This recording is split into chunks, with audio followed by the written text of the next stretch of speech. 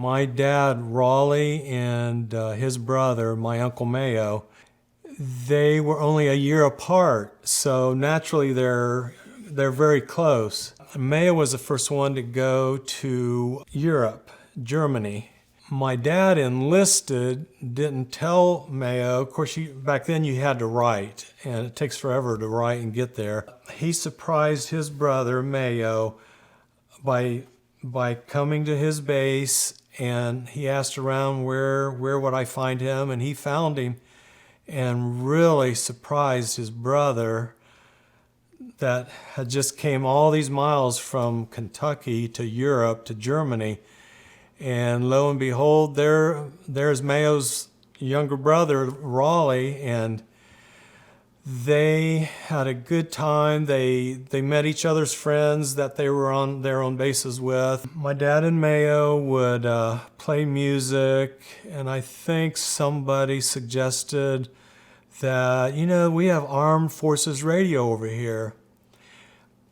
You should go on Armed Forces Radio, try to get on, or we'll help you get on. And somehow, I don't know, but they were on Armed Forces Radio, heard all over Europe at all of our bases. And that gave them confidence. So they both came home after the Army, and, they were close, but that made them even closer. Their experience in Europe, being in the Army together, playing on Armed Forces Radio together.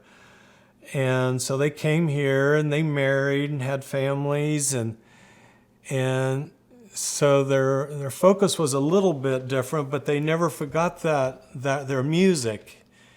And later in life, they had another band. My dad played mandolin. He could pick a song out with his eyes closed like a rock star and hit every note just right and make it sound so beautiful. And Mayo was the same way. Mayo was the guitar player, but they both could play other instruments. But that was what they chose for in the band.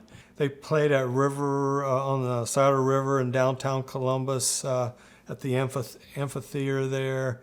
And I truly believe if they had the money, the capital to invest in them learning more about the music business, learning more songs, learning their instruments even better, they could have easily went to Nashville and to the Grand Ole Opry. And if you don't know this, there's a lot of people from Appalachia that are on the Grand Ole Opry.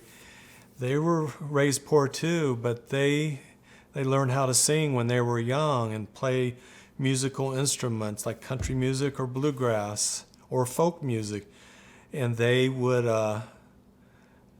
did well. They did well for themselves, but there's no doubt in my mind they could have hit it big.